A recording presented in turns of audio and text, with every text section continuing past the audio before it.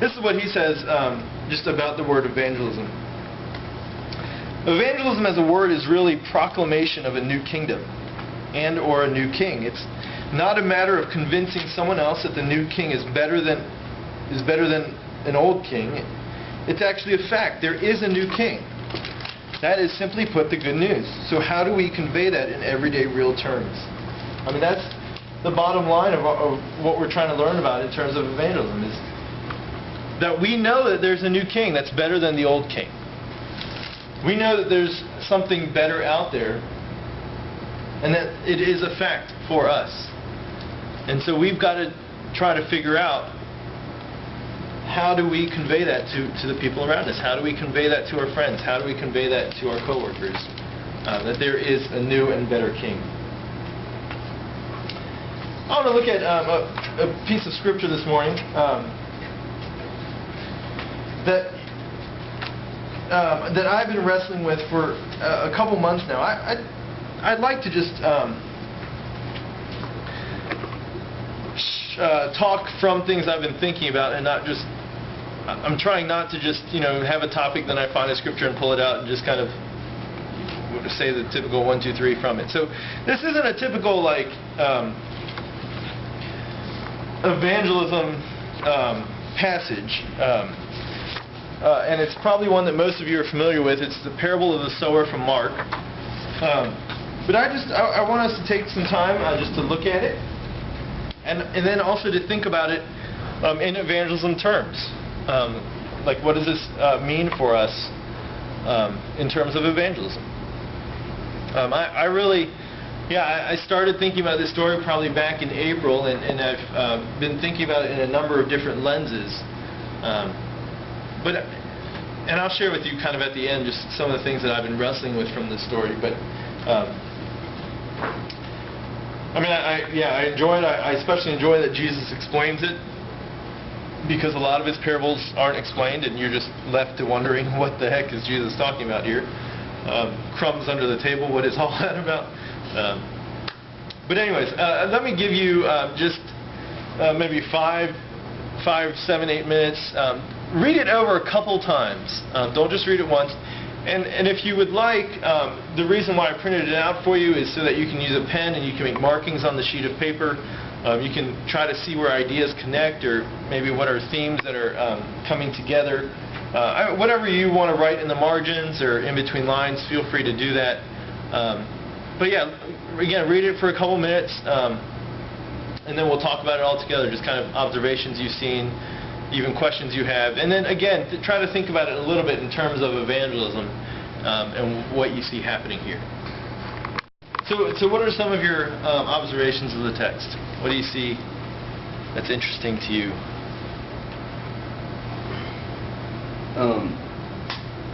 One is that he's broadcasting, which of course, that's where we get our term broadcast on TV. Just throwing it out and seeing what happens. Okay. He's not going in and individually planting each seed. That's good. That's great. Yeah, that is a very key observation. Let's talk about some more before we bring them together or whatever.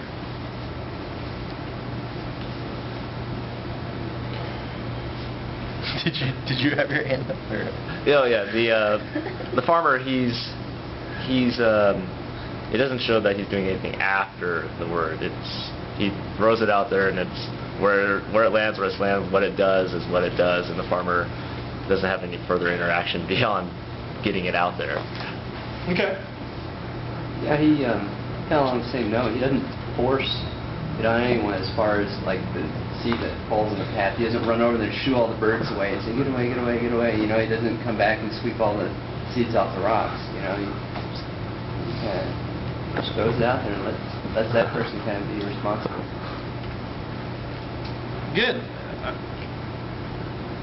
What else is interesting? I mean, it can be further about this or other things.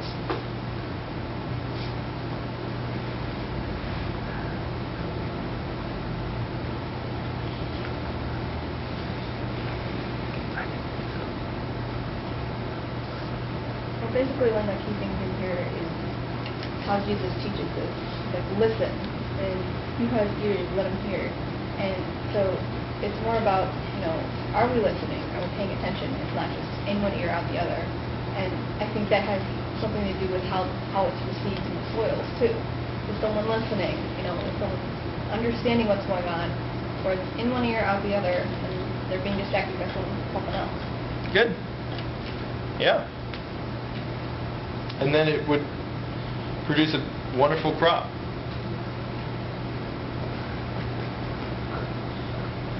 What else? Other interesting things? In a sense, it's not necessarily personal. And you kind of, he's throwing seeds out there. If the seeds don't grow, he's not all that upset about it. Right. Yeah. Yeah. We don't see a lot. I mean, the story ends, so we don't know. But take it one. I like kind of what you guys are talking about. Take it one step further about what does this tell us about the farmer or the sower? A farmer, sower. It's almost like quantity over quality. Okay, kind of. But what else? How would you describe the farmer in this story? It's like he has repugnant or something, the non-interaction. Okay. Put it out there. Well, he's doing his job, and he's not worrying about the produce necessarily. Okay. He's out there. But if we were farmers also, I think we'd think that he's not doing his job well. Not because part of the story we don't Jesus doesn't say, and 2 days later the farmer came back out and stuff like that. But isn't it funny how there's seed everywhere? Like if I was farming, and last summer.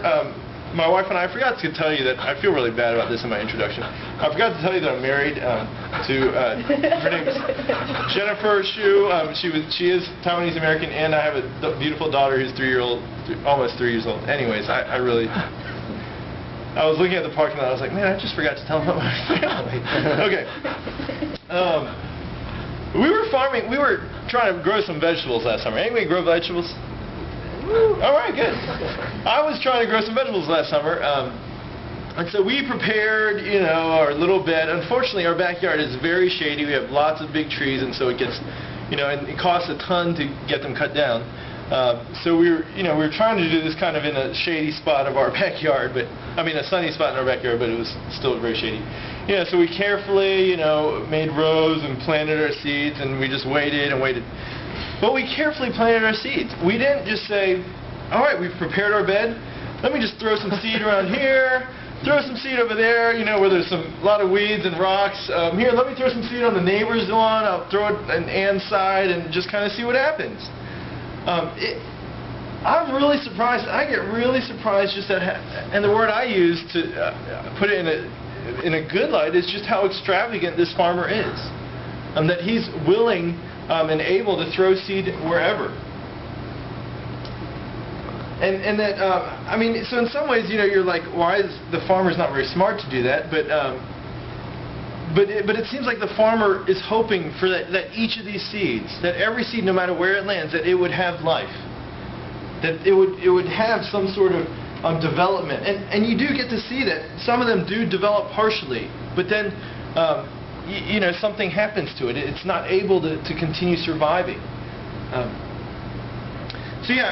Anyways, I just continually get amazed just at how extravagant the farmer is with throwing seed out there and seeing what happens. I think for us, we need to think about how are we, when we think about sharing our faith, how are we throwing God's love or the message that we believe in God and who Jesus is, how are we continually just throwing it out there regardless of maybe what we think the person is ready to accept or where we think the person is?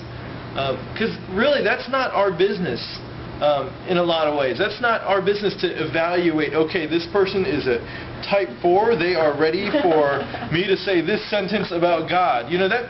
I don't think that's what we're supposed to do. I think when we're